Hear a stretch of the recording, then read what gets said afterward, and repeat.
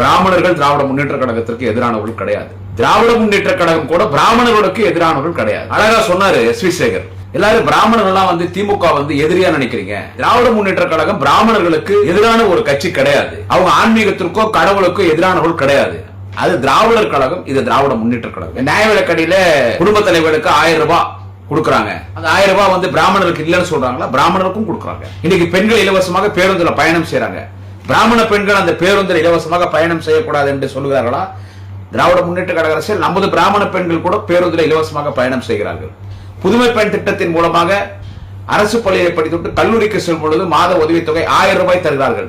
அது பிராமண பெண்களுக்கும் தரப்படுகிறது. அதே போல் தமிழ் புதல்வன் திட்டத்தின் மூலமாக மாணவர்களுக்கு 1000 ரூபாய், அதுவும் பிராமண மாணவர்களுக்கும் தரப்படுகிறது.